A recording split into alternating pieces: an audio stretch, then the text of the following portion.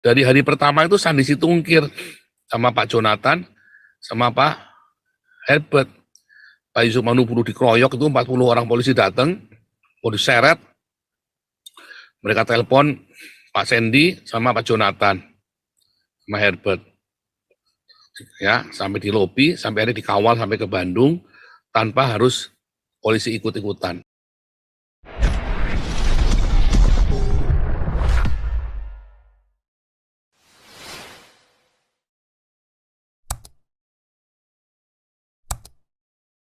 Oke, ya. Pak Paul, ini terakhir. Ya, boleh. Ada lagi isu yang ditiupkan bahwa misalkan kalau Pak Paul membantu keluarganya Pak Yusuf Manubulu, nanti malah kasusnya makin berat dan hukumannya makin berat juga gitu kan. Itulah yang ditiupkan oleh orang-orang yang nggak suka dengan Pak Paul gitu. Ya.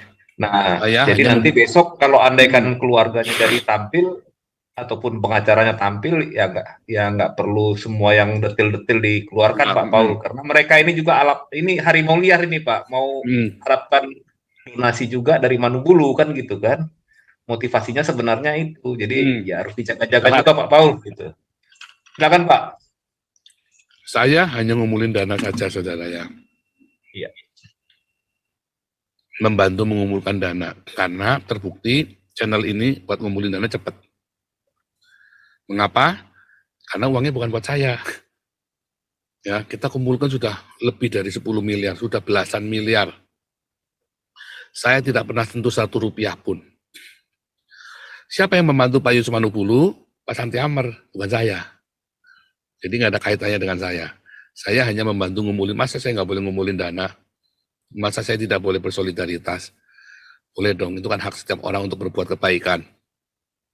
Jadi tidak akan merugikan sama sekali, karena Yusuf Manubulu dengan saya pun tidak pernah jalan bareng, ya kan?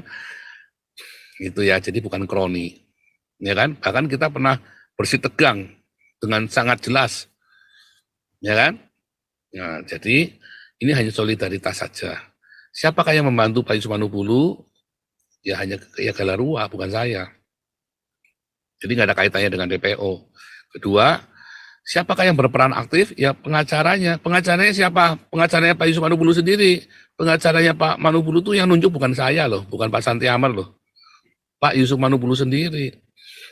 Dari hari pertama itu Sandi Situngkir sama Pak Jonathan, sama Pak Herbert.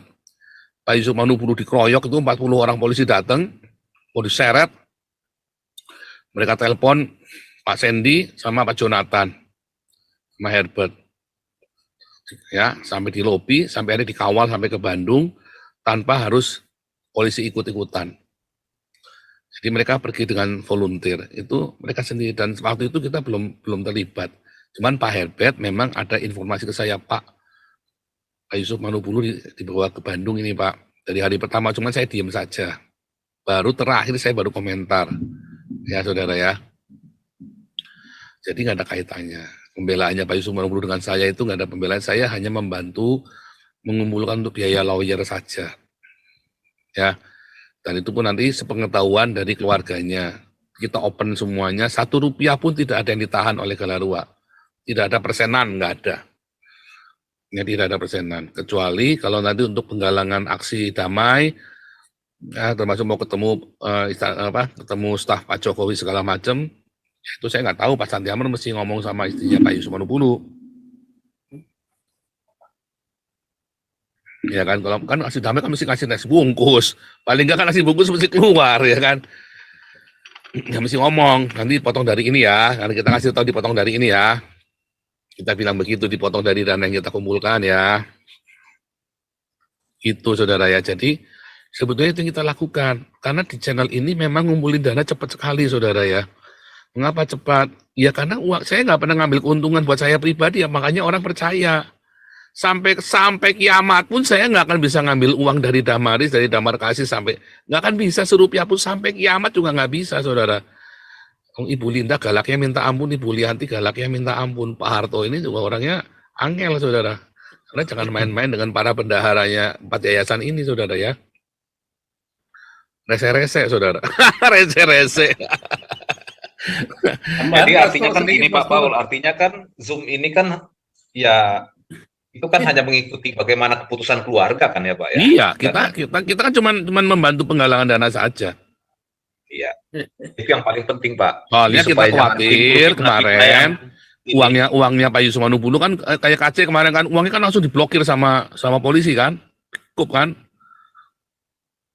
Nah kita nggak ngerti ya terjadi apa, makanya waktu itu saya langsung tahu, langsung saya inisiatif, saya nggak bilang sama keluarga dulu, tetapi sambil kita hubungin terus apapun, kecuali tapi istrinya sudah bilang oke kok ya, kita udah 2 kali telepon oke, istrinya bilang malah kalau perlu saya masuk Pak nanti ke sana, nanti ya jangan sering-sering juga, soalnya kalau sering-sering ya juga itu tadi nanti dikait-kaitan lagi dengan saya segala macam ya kan, ya pokoknya sesekali masuk untuk mengendorse ini loh, ini kita legal dan bukan masalah 1 pintu 2 pintu, nggak ada urusannya ya, bukan masalah itu, karena beliau juga menggalang dana juga ya rupanya ya. Beliau juga menggalang dana katanya ya, katanya pihak lain, tapi saya nggak pernah nanya. Nanti besok kita tanyakan aja. Besok mungkin acaranya update kali ya, keluarganya Pak Yusuf Manubulu kali. Temanya sedikit Pastor Monijin. Ya. Ya, jadi terima kasih ya teman-teman semua dan seluruh yang mendengarkan daripada Zoom pada malam hari ini. Saya ingin tegaskan posisi Galarua dari aspek hukum. Ya, saya mengulangi lagi.